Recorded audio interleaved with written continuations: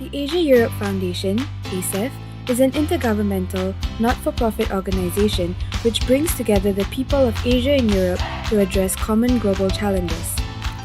ASEF works on a diverse range of topics in 7 thematic areas. We contribute to sustainable development by engaging civil society, policymakers, and businesses to foster interregional cooperation between Asia and Europe on sustainable development and climate change. The Asia-Europe Environment Forum, ENV Forum, is a long-standing program aimed at achieving a more sustainable world. Since 2013, ENV Forum has been actively engaged in the global discussion on the Sustainable Development Goals, or SDGs. We launched a program to contribute to the bottom-up process that supports the implementation and monitoring of SDGs. This is based on 3 pillars. 1. Undertaking research on SDGs and their associated indicators. 2. Organizing knowledge hub meetings of experts working on SDGs and indicators, as well as on the green economy. And 3. Disseminating the outcomes of consultations to policymakers. The ENV Forum is a consortium of 5 organizations. In 2020, the ENV Forum will host our first virtual conference titled Connecting the Dots, Creating an Enabling Environment for SDG 12 in ASEP. Under the umbrella of circular economy, the conference will look at 4 themes and incorporate challenges related to addressing the COVID-19 pandemic. Visit our website for more information and for registration. Good morning, everyone in Europe. Good afternoon, everybody in Asia. I would like to welcome you all very warmly at the Asia-Europe Environment Forum webinar series. Today, we prepared for you the future of sustainable garments in Asia and Europe. And I'm delighted to have with me experts that will uncover in front of your eyes a bit of facts, but also the future that is waiting for us regarding the garment industry.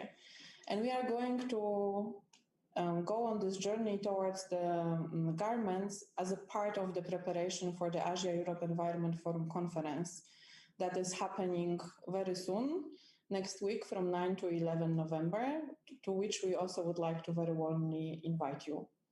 And I just would like to now pass the floor to Lars Mortensen from European Environment Agency that will present the overview of and perspective on what is happening with garments right now.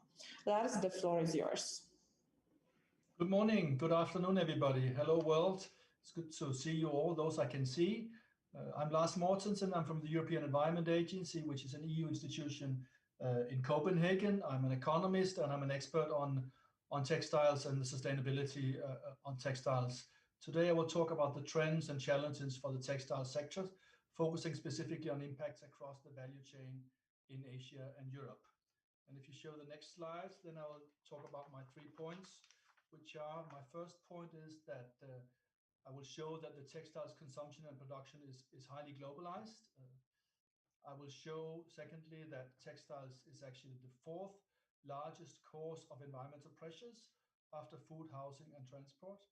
And third, I will argue that new business models and regulation can help move to a circular textiles economy. And I'm doing that based on a report we published last year and 2 forthcoming reports that we will publish in January.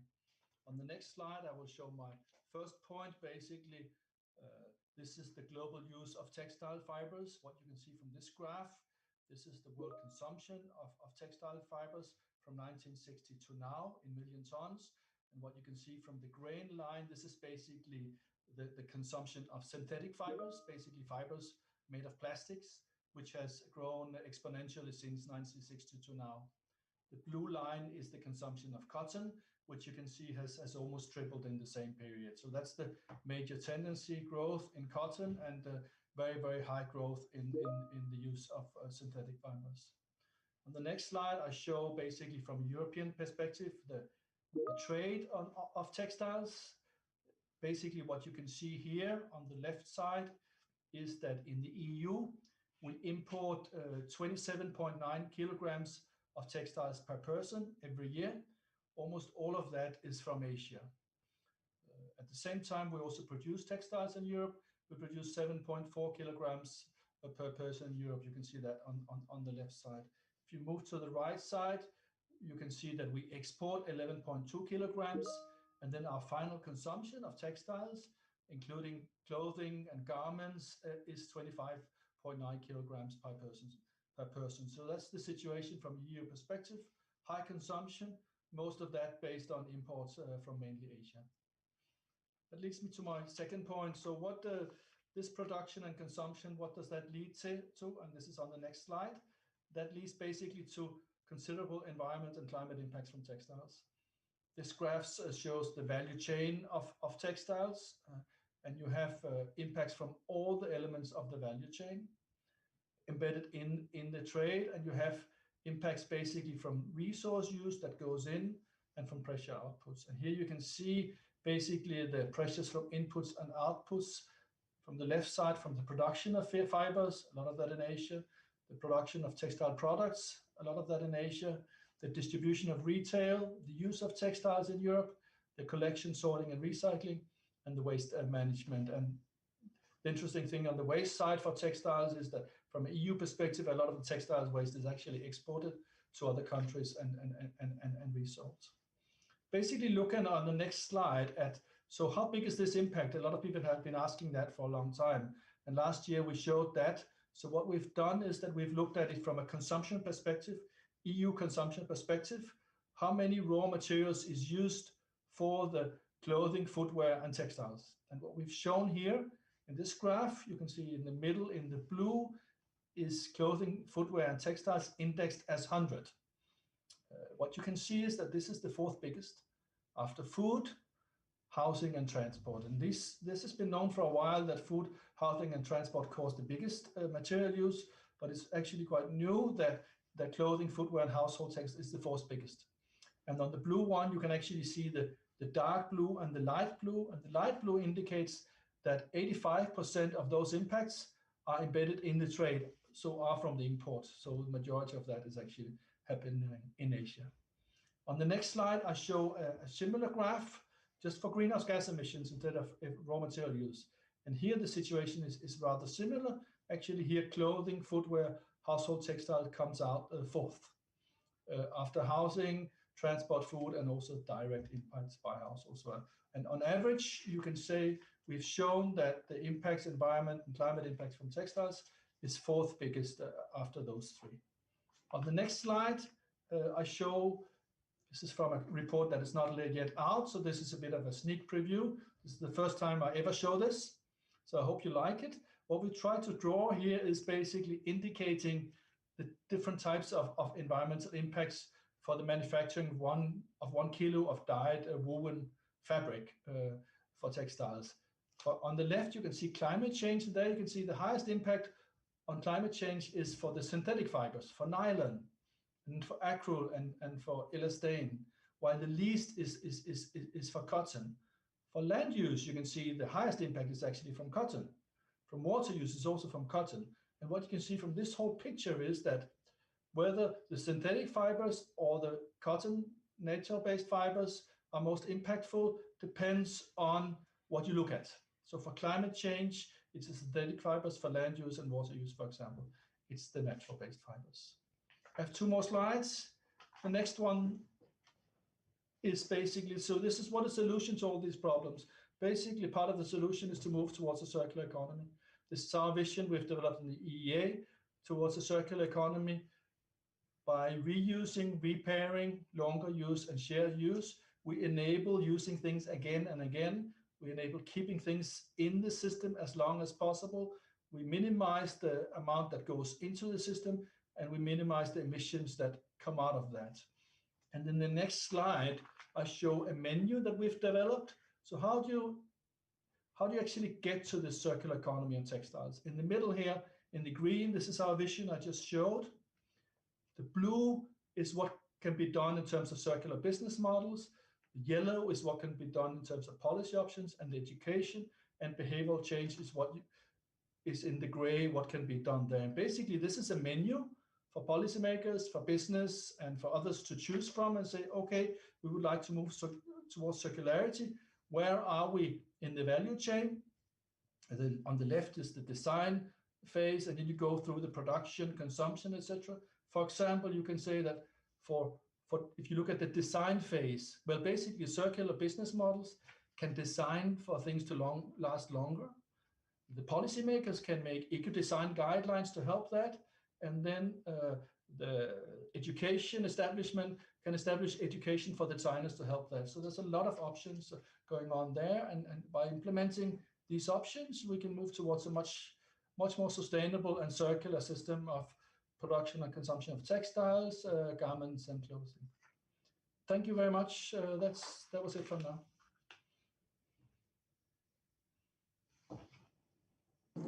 Thank you so much, Lars.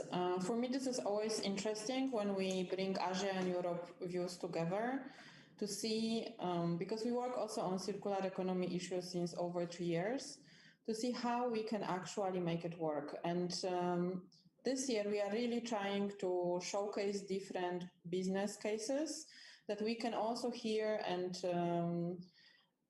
think together. And this will be also something we will be doing at the conference on how we can make sure that all those things will be working towards circular economy. And without any further ado, I would like to invite Jacqueline Kasprzak that will bring us some perspective from Poland. Jacqueline, floor is yours.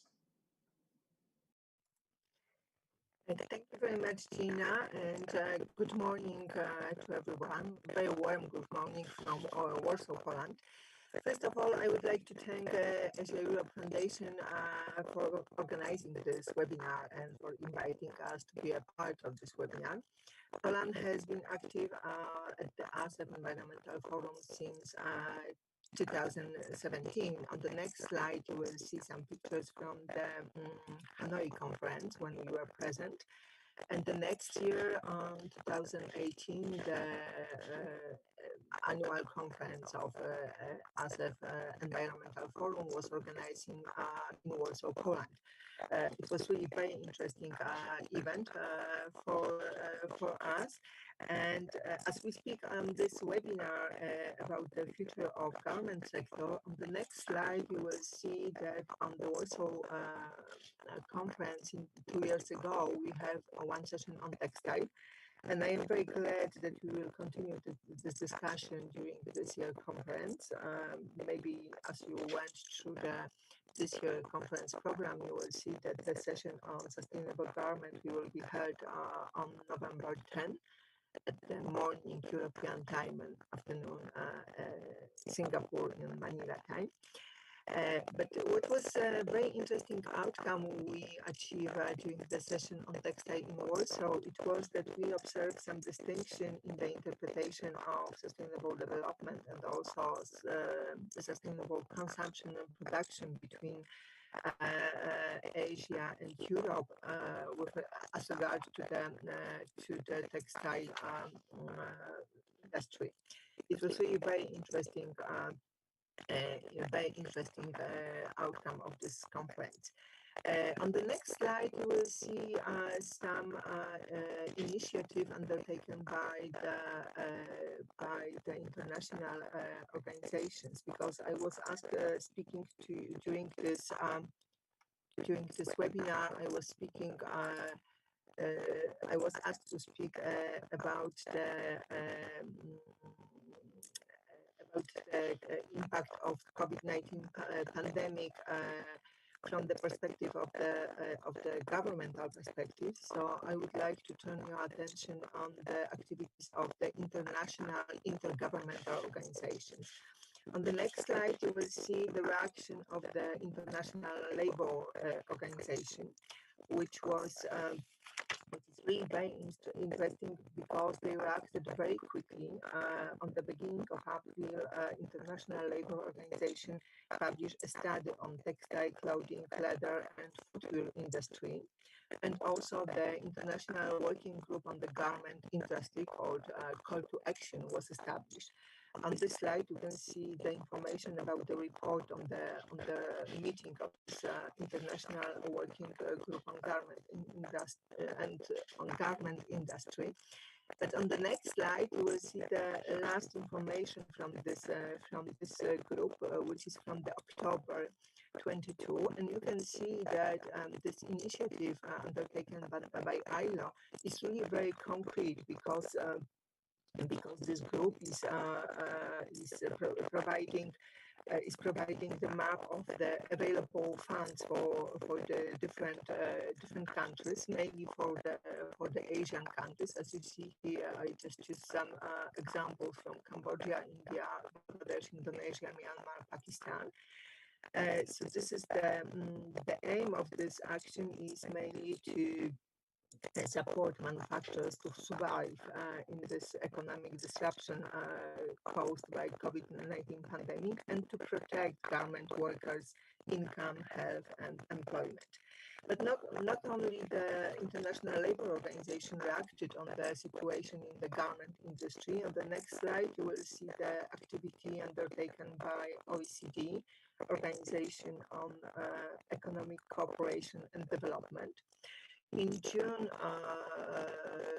this year, during the biggest OECD event dedicated to responsible business conduct, one session was organized about the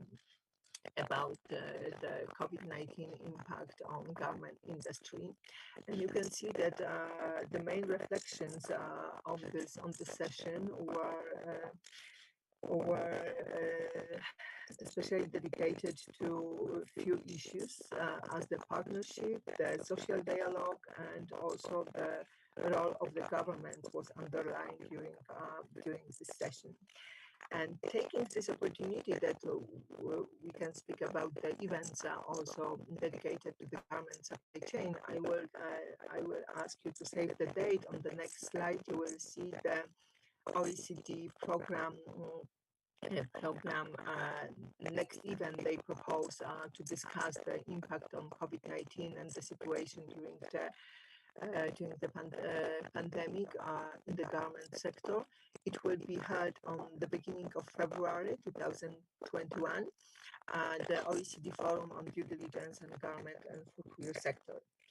Why I am speaking about the OECD, especially OECD due diligence guidance, due diligence in garment and footwear sector.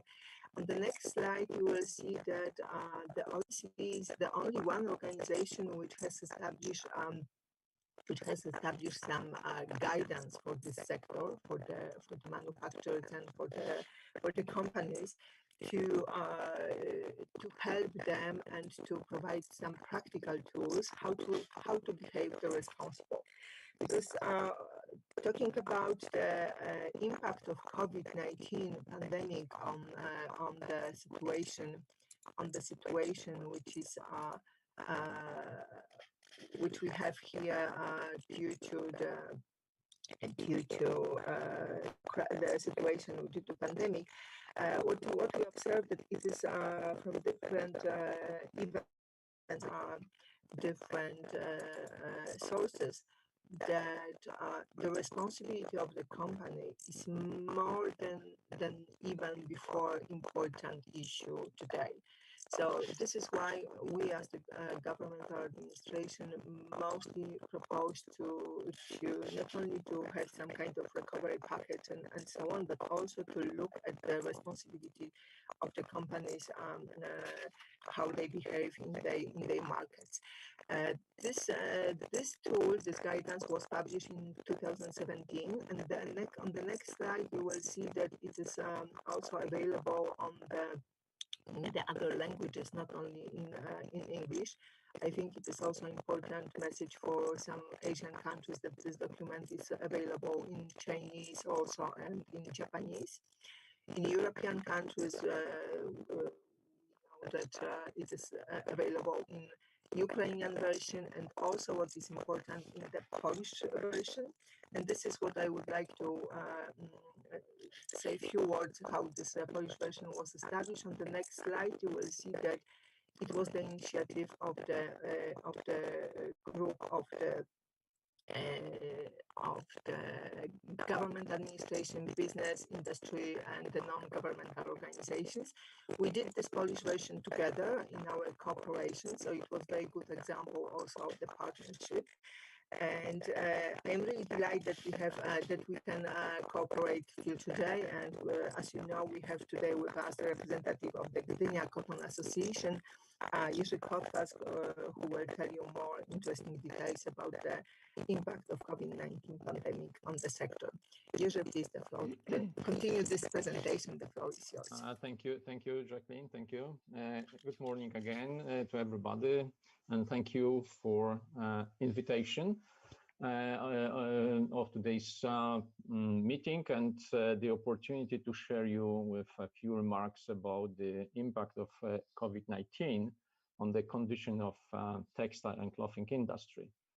I work for Gdynia Cotton Association, and we have this is the kind of platform for cotton as well for other natural fiber stakeholders to facilitate and exchange of knowledge and experience about among the members about promotion of cotton,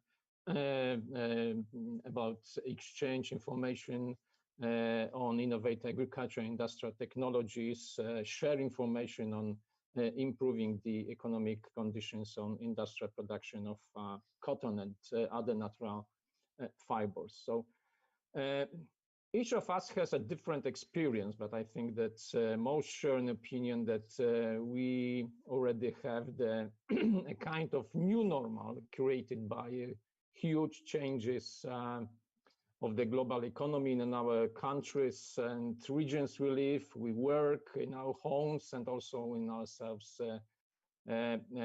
which these changes have been taken place in the last 7 months.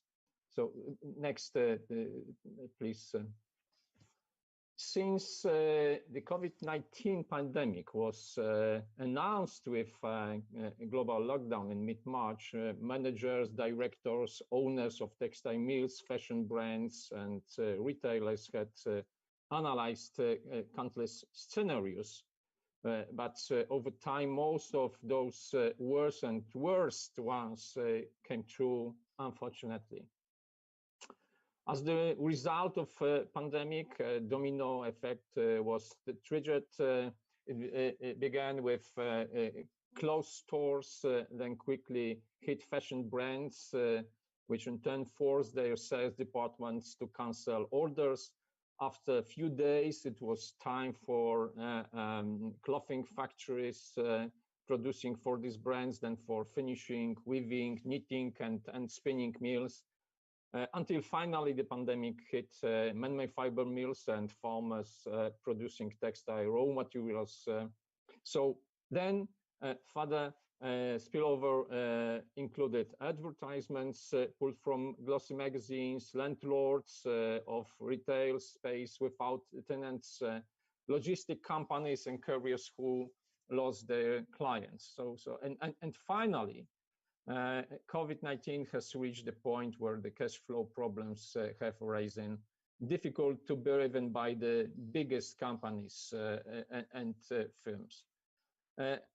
When the inventory can't be sold because no shops are open and no one is buying, the whole system fall apart. Hence, many companies simply stopped orders, renegotiated quantities and prices in contracts implemented for production, or even canceled prepared collections. Pandemic has devastated life of hundreds of millions of workers. No difference whether from wealthy or indigenous countries. And it also became a disaster for reliable and stable trade relations between business partners. Given many factors of increased volatility in the global economy, the International Monetary Fund made a downward revision in its world GDP growth forecast from 3.3% in 2020 and 3.4% in 2021 presented in January this year to 4.4% and 5.2% respectively in October 2020. So if I can ask for next.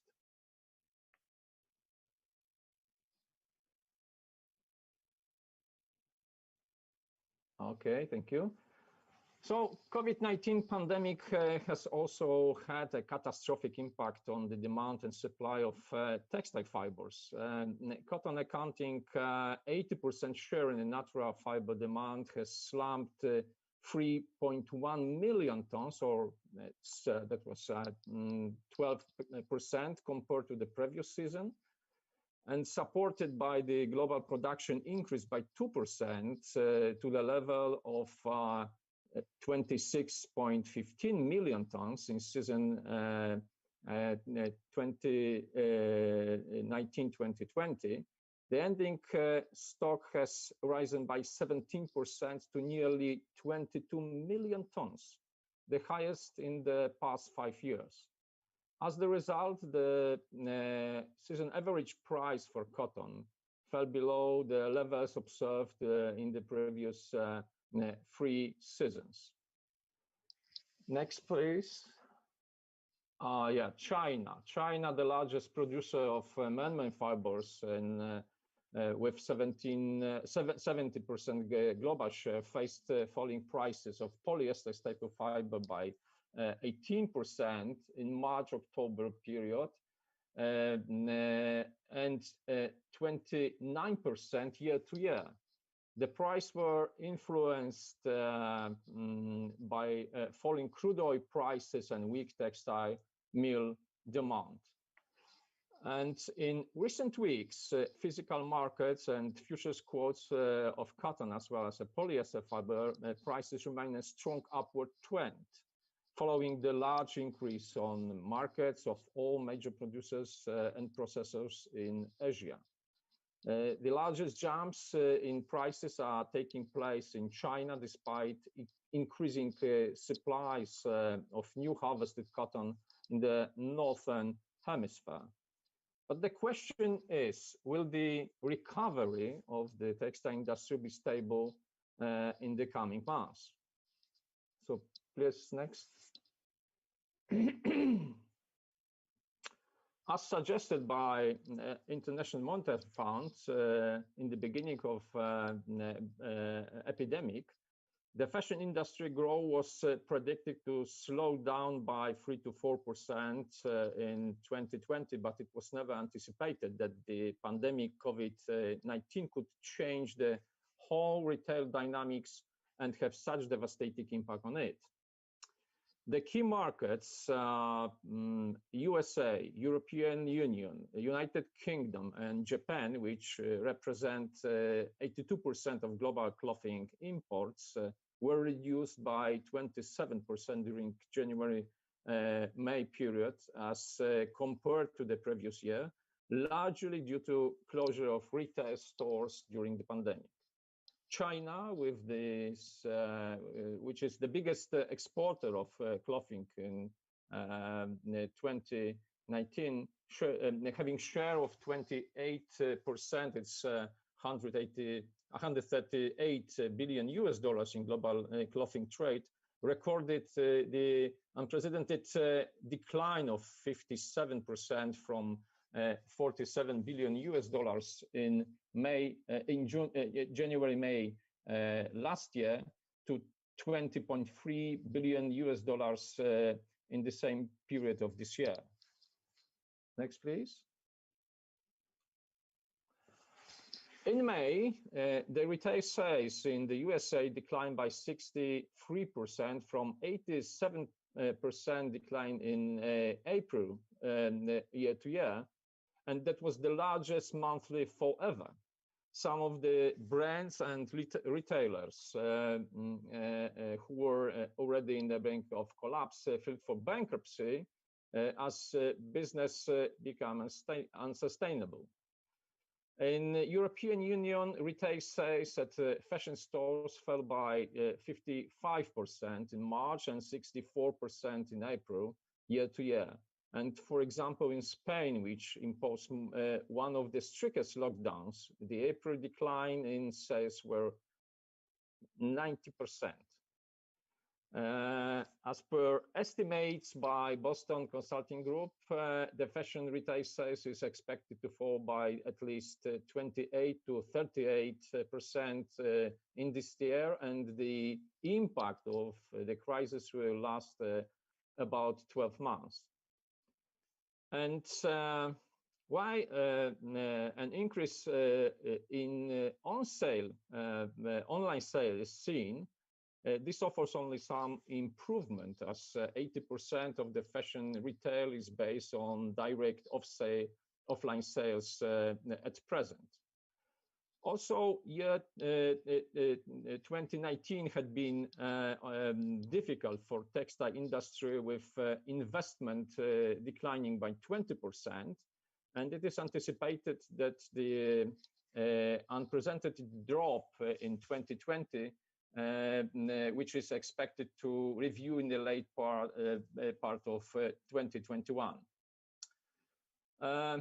At this moment, no one can know for sure when the pandemic will end, how long the restrictions on activities will last, and what will be the total effect on the global economy. Therefore, many analyses are being carried out presenting the impact of COVID-19, the textile and clothing industry. For example, between September 5th and 25th, International Textile Manufacturers Federation, ITMF, has conducted its 5th Corona survey among members and affiliated companies and associations about the impact the Corona pandemic has on the global textile value chain. In total, 216 companies from around the world participated in that survey. And they report that Corona pandemic led to a significant reduction of production capacities. 23% of the respondents reduced production by more than 30%, and another 19% of them by 20 to 30%. 17 respondents reduced production by 10 to 20%, and 10% of them reduced by 2 to 10%. On the other side of the spectrum, and that was of course unsurprising, only 9% of companies have increased their production capacity during the pandemic by 2 to even more than 30%. 21 respondents didn't make any changes.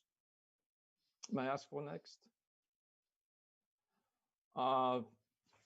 Furthermore, there was a question of the expected return to pre-crisis turnover. So 21 of all surveyed companies are expecting turnover to be back in 2020.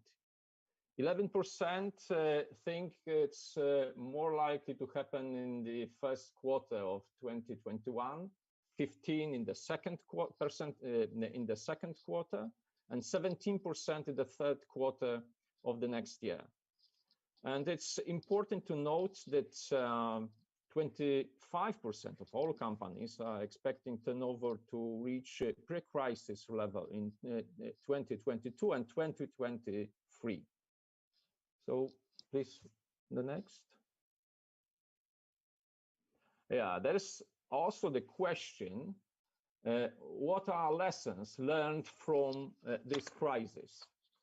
The replies presented that Corona pandemic has proven several principles of effective business, including the importance of digital capabilities when physical interactions with suppliers or customers are impossible or restricted. And 21% of all companies see a necessity to improve their digital capabilities. 18% are of the opinion that reducing the dependency from few customers is important going forward. There are 17% of companies for which both broadening the products on offers and stretching the balance sheet are crucial for the future.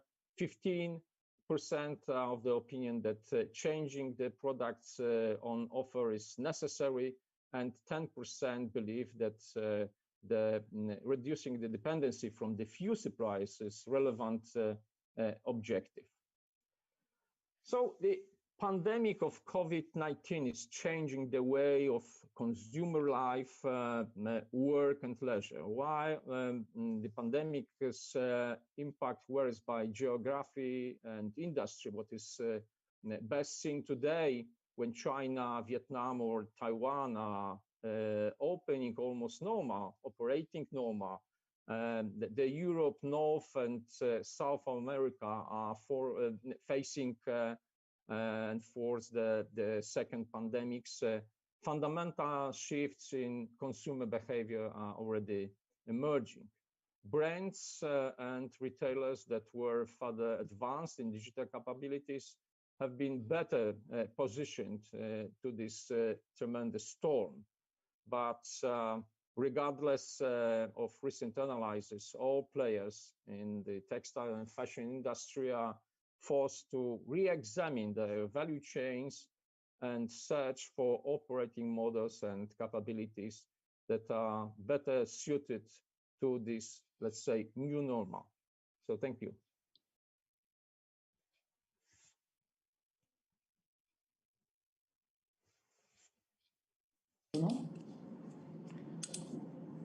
Thank you so much for the insights from the business perspective, especially in such an interesting topic like cotton production and what is happening with regards to the pandemic. I also would like to say that we are aware that we had technical issue with the earlier presentation from Jacqueline, and for the recording, we will make sure that this is fixed.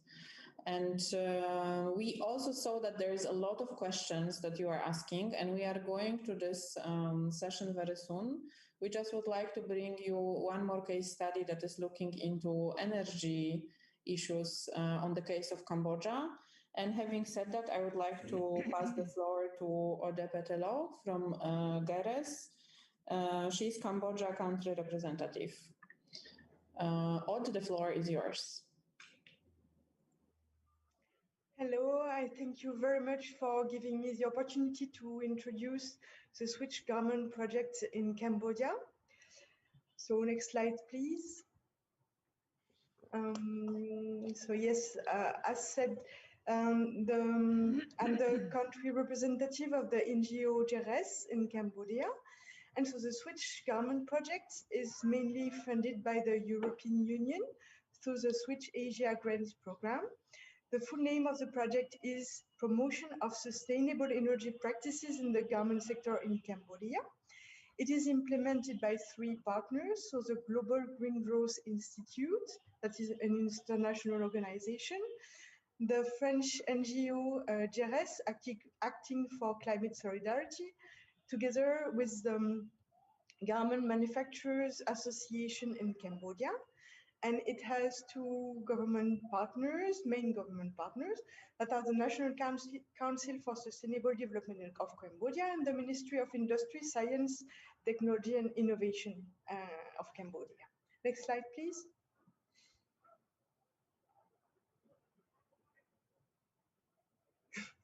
Thank you. So the main objective of our project is to increase the competitiveness and decrease the environmental impact of garment producing industries and especially SMEs by promoting the adoption of sustainable energy practices and facilitating investments in cleaner technologies. So the ambitious impacts that are expected are a great reduction in greenhouse gas emission, so of more than 175,000 tons CO2 equivalents by 2025, and at the same time reducing the energy costs for garment manufacturing by 20%. That are our objectives. Next slide, please. Yeah, so reaching this double objective of decreasing the cost, decreasing the impact while increasing competitiveness. How are we going to achieve that? So we are implementing 4 different components in this project that are developing regulatory measures and ensuring the adoption, and developing a monitoring and verification system for Cambodia, implementing audits, awareness raising programs, trainings, and involving international brands, and at the same time developing access to better services and solutions for the garment sector. Next slide, please. So first, how are we going to develop these relevant regulatory measures to incentivize private investment in sustainable energy practices? So it's all about working together with the government to review the current framework and propose context-relevant and feasible measures, provide technical assistance, and then build technical capacities of government officials to ensure that it is possible to monitor and verify the progress in Cambodia in the garment sector. Next slide. Then working more directly with the factories. So we are going to try to raise their demand for better advice and better technologies and improving their practices. So the process is to engage with factories, and especially smaller factories, provide free audits, improvement recommendations, assessment of possible savings, and then develop action plans, demonstrate benefits, and involve international brands. Next slide, please. And then we want to make sure that better and more appropriate solutions are accessible to factories so that they can really implement all these improvements. So it goes through aggregating SME demand to make it more interesting and upsize investments, negotiating with the private sector, offering options such as a guarantee fund to de-risk investment and showcase benefits from a demonstration project. I would like to go through a couple of challenges. So the previous speakers have already presented the specific challenges that are resulting from the current COVID-19 crisis, and also some opportunities. So let's go a little bit more specifically through some of them for the garment sector in Cambodia. So in Cambodia, the electricity is among the most expensive and the highest prices in ASEAN. And as you have seen, the sector has gone through many disruptions recently, so it's even more fragile and even more looking forward to decreasing their operational costs. So we think that this moment is certainly an excellent opportunity to transition to more efficient and more modern ways of producing garment for the sector, and including for SMEs, so that they could implement energy saving measures, for instance, that would have a very short payback time and could avoid them like unnecessary costs and have a high return on investment. The purpose is also to make Cambodia more competitive, because as you know, there is a very harsh competition among Asian garment producers, and the demand from brands includes more and more sustainability criteria, and it's especially difficult for smaller factories to comply with these demands. So we think that offering to smaller factories the opportunity to comply better with buyers' requirements and increase their reliability of their production processes will contribute to improve the overall attractiveness of the garment sector in Cambodia. Next slide, please. Another challenge is that usually the capacities in SMEs to implement clean production and sustainable energy measures is usually lower in the sector because there is a great focus on large factories, of course, because they have the highest impact and often the best capacity to improve. So it's already been noticed that the actors in the sector in Cambodia have really understood that it is a very good opportunity to benefit from tailored actions and opportunities that are prioritizing SMEs. And so very practically, it's offering free energy audits for smaller factories, providing free and appropriate training courses that are allowing them to address their specific challenges regarding skills, and facilitation of investment that are really targeting the smaller factories also. Next slide, please. Yeah, because actually SMEs really face specific difficulties to access appropriate financing options to invest in sustainable energy. So because they have their own weaknesses and they can present specific risks, but also because banks are not totally confident in the benefits that sustainable energy investment can bring to smaller factories.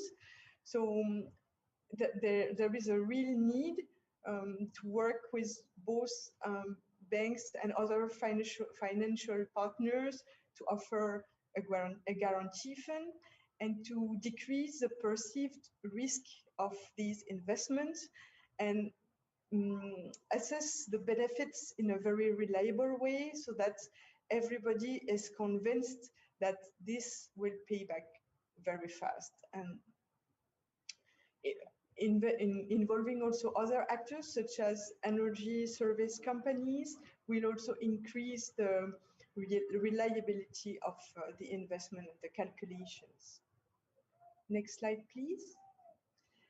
And the last challenge that we notice in Cambodia, and that might also have been noticed elsewhere, and I think that what we learned from Poland is going to be a good inspiration for our project now. It's the lack of a platform for discussion between all different kinds of actors that can include governments, international buyers, and then producers, and sometimes other international partners such as development partners. So there is a real lack of coordinated action, and these different initiatives putting different pressures on the factories that are sometimes not easy to deal with. So there is a real opportunity to develop a platform for dialogue with involving all stakeholders in the sector, and we hope they will take shared commitments and take consistent action. That's all. Thank you very much. On the next slide, you have our contact, so the contact of our project, and you can, of course, follow us on all social media. It's Switch Garment, so Switch Garment on Facebook without, very, very simply written. And yeah, our website is just been launched, so please excuse that the contents are very limited right now. Thanks. Thank you so much, Aude. I would like to now move to the question and answer session. We have been gathering from the audience different inquiries, and I would like to pass the floor to Loraine, and she will manage this session, and we will get some responses from speakers. We do not have so much time left, but we hope to address some of the issues you have been raising, and then there will be more time for question and answer during our conference. So I warmly invite you to join us next week. Thank you. Okay, thank you, Gina. Good morning and good afternoon, everyone. First of all, thank you for giving me this opportunity to take part on this webinar on sustainable garments. So my name is Loraine GATLABAYAN. I'm from the Switch Asia program under the SCP facility. So without further ado, I will start the roundtable session, where we will discuss the previous presentations through a list of questions and also through questions listed in our chat from our participants. So the first presentation talked about the importance of the textile and garment sector in Europe and the socioeconomic and environmental impacts across its value chain, concluding with the need to shift towards a circular textiles production and consumption system. And with the European Green Deal and the Circular Economy Action Plan, among other EU directives, the EU addresses the global challenges related to environment and climate change and is committed to work closely on these issues with partner countries, including in Asia. So as we wait for questions from the participants, I have a question to Lars. How can the EU continue to lead the way at the global level, particularly in Asia, as the EU plays an important role to influence Asia's garment industry to shift towards sustainable consumption production and a more circular economy approach in its production and manufacturing practices? Yes, so this is addressed to Lars. Thanks very much, Loraine. I think it's a really good question. Basically, the answer is yes, the EU can through its Green Deal and Circular Economy Action Plan, have a big influence. And basically, if we moved, especially on the Circular Economy Action Plan, what has happened is that in this second Circular Economy Action Plan we have now, for the first time, textiles is one of the priority value chains that we focus on. And in the Circular Economy Action Plan, there is detailed policies on the way. One is on product policies in Europe. So there are policies on the way to look at the revised product policies, which also look at textiles. For example, in what we call is the Eco-Design Directive, so specific requirements for design. And there's also mentioning in the Circular Economy Action Plan for concrete strategy on textiles. So I would say there's a lot of influence can be done through Europe, where many of the consumers are, and there is focus on this at the European policy level, which I think is really good. Okay, thank you, Lars. You have articulated the importance of these EU policies to Asia to shift towards more sustainability in the garment sector. So I move now to another question addressed to Jacqueline and Yaka. Jacqueline mentioned in her presentation the importance of partnerships to build a more resilient garment supply chains in Asia and Europe. And Jürger highlighted the need for all players to re-examine their value chains and search for operating models and capabilities to better suit the new normal. So my question to both is, due to the impacts of the COVID crisis to the garment sector, what are the strategies needed to ensure that sustainability remains in the forefront in policy and implementation in the textile and garment industry, including SCP and circular economy policies and practices involving the garment supply chain? Jacqueline and Jürger, the floor is yours. Thank you very much, Loraine, and I hope that now the connection and you can hear me well. I heard that on my presentation there was some technical problems, but I hope that now it's okay. Thank you very much for this question, and thank you very much for this all presentations we have during this webinar, as well as the questions we have on the chat. I think that this is one of the most important questions about the role of the policies and practices along the garment supply chain we have. And my answer will be what we need to have, more practical and more effective policies and practices. It is to have the policy coherence among different initiatives. As you can heard during our webinar, only during this 1 hour, we spoke about different international organizations' approaches, like the European Union, and I mentioned also the International Labour Organization, the OECD organization, and we have different regional projects. And what I think, and I really support what Odd already said, that what is needed and what we can observe as it is the lack of some kind of platform when we can exchange the information, when we can find some studies, reports in one place, not going, to the different places, different organizations, different.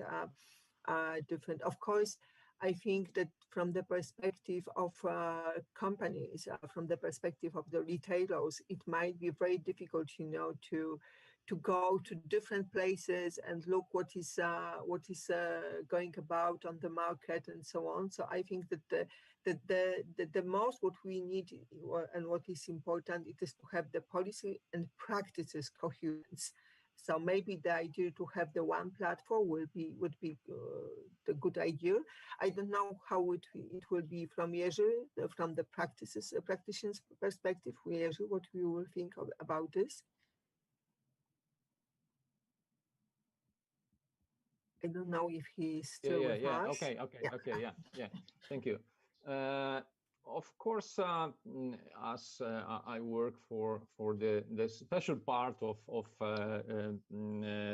industry, for cotton industry, this is also a question, the impact of cotton on the environment, and we have seen the table of last where the cotton was on the top of different places as a hazard for environment. I would like to say that we need to think about not only about cotton, but all these natural fibers.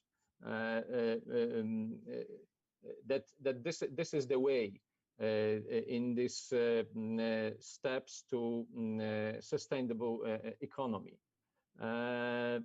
Of course, for many years there has been a debate in media about the dangers of cotton cultivation, about the huge water consumption, hazard of pesticide use, or harmfulness of cotton genetically modified varieties. But of course,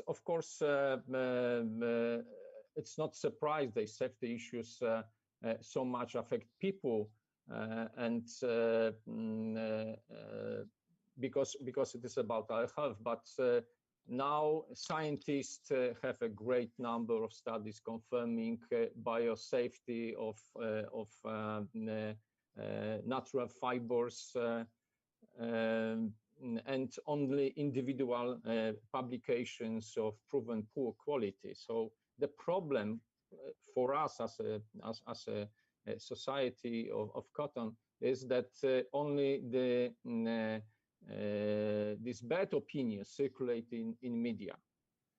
And researchers, cotton farmers, merchants, cotton associations have been working for many years to reconcile environmental or social sustainable development, as well as the satisfied economic development. But despite these actions and tremendous positive results being achieved, natural fibers and cotton in it, the production of these fibers and processing industry are often the subject of groundless criticism. Okay, thank you, Jacqueline and Yeka. Indeed, before the COVID-19 crisis, sustainability did not come easily for many companies in the garment sector, particularly in Asia. But a lot of companies have moved towards this, and And to survive this pandemic and to emerge stronger, there are studies conducted on the importance to incorporate sustainability within stabilization and new growth strategies to accelerate and build on collective efforts towards innovation across design, supply chain management, and new business models. So besides regulation, businesses see technology as a solution as well. And technological innovation in the garment industry is crucial to shift materials to renewable fibers and fabrics, to introduce product design and so forth. So in this context, one of the comments by our participant Valentina Riccardi mentioned in the context of Cambodia that there are examples of small businesses that are combining artisanal skills and heritage practices with innovative thinking by pioneering eco-conscious fiber manufacturing. So in this regard, I would like to ask Odd a question. Um, as you mentioned earlier in the Switch Asia Grant project on how you are providing technical assistance to the garment sector on these technological innovations, how can these initiatives be able to be scaled up to ensure long-term sustainability?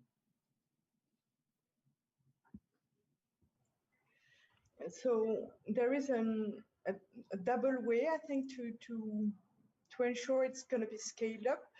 First, it's through developing an enabling context, like through regulatory measures. And the other way is to making these examples well known through showcasing and through improving the communication within the sector. So it's actually a real challenge because, of course, sharing best practices is maybe not the first option that manufacturers would take, but actually there are real networks in this production world, and we hope that we will be able to offer them the opportunity to show what they are doing good or better than others, and they are going to seize this opportunity to um, to make it well known by international buyers and also other factories, so that it's going to be like a positive competition between the factories. It's something that has been observed in other projects such as Smart Myanmar, that is also a Switch Asia initiative. Okay, thank you, Odd. We have a comment from Neil O'Connor, and he mentioned opportunities for CARES to connect with Stockholm Environment Institute and also ILO and CDAS and other partners to look at the future of sustainable garment industry, especially post-COVID, and also looking at the impacts of changes in fashion purchasing in Western markets. So that's a good addition. And as this is addressed to all, I would like to go back to the panelists. If you can provide your perspective in one sentence on the positive practical step as a way forward. And as what one of the participants asked, Myra Humaira from the participants, is how can we ensure that circular economy model could encourage European garment companies to improve their supply chain and therefore improving the life of garment workers on the chain, which majority of them are from Asia. So also if you can touch on that question as well. So I start, if Lars, you can start with your statement first. Well, basically, I think we should use the opportunity of the crisis that the sector is currently in, that when the sector comes up again, to do it in a more circular way. The positive thing is that we know we have the menu of what the policy options are. We have a lot of companies who are willing to implement the circular business models, and we have the consumers who have proven now to show interest in textiles and garments that are more sustainable. So I think a lot of things are ready to make the move towards more circularity and sustainability in this sector. Thank you, Lars. Moving on to Jacqueline. Yes, thank you, Loraine. I think that two issues are crucial in today's discussion. The first issue is the responsibility of the companies, I think, and what we observe as the ministry, which is responsible for promotion of the responsible business conduct of the companies. Today, the responsibility is much more important, I would say, than ever. And doesn't matter how we call this activity on the company side, CSR, responsible business conduct, corporate responsibility, doesn't matter. It is important that the companies will behave responsible. And the second issue, we think it is the most important, especially in the garment industry today, it is cooperation and partnership. There cannot be, the expectation only on the one side that the governments will solve all the problems. We can work together to solve all these problems we are facing today, and we think it is possible to have different, projects and different partnerships established, just to be together in this situation we are facing today. Thank you. Thank you, Jacqueline. Jakob? Thank you. Of course, I support what Jacqueline said. That is, of course, important to be with all these millions of workers, to be together with businessmen, support them in these relations, because the pandemic devastated the reliable and stable relations. So it is very important to rebuild it again. Thank you. Odd? Sorry, so thank you, Loraine. So yeah, I think it is actually exactly the right moment when we see the positive interaction between the interest of the consumers, the interest of the citizens also, and in the West that gets related to commitments of international brands, and then better practices also in Asia. So what I would say is that we just expect that there is not going to be only more pressure on producers, but also better incentives and support from, let's say, partners in the West, in Europe, to support the better practices in Asia. Thank you. So our time is up on this roundtable, and I think we have discussed many important issues, though we only got to tap the surface. The conversations, collaborations, and partnerships have to go on to ensure that this important issue on sustainable garments is raised in the forefront, particularly at the time of COVID. So thank you for ASEP for hosting this webinar, and to our speakers as well as our participants. So back to you, Gina. Thank you so much, everybody. I also would like to thank all the participants for the active discussion at the YouTube chat. We could see that there is a lot of connections that has happened there, so we are delighted that we could bring you all together. And we do hope to see you next week. Thank you so much. Thank you. Bye. Thank you. Very much. Bye. Thank you. Thank you. It's cut, right?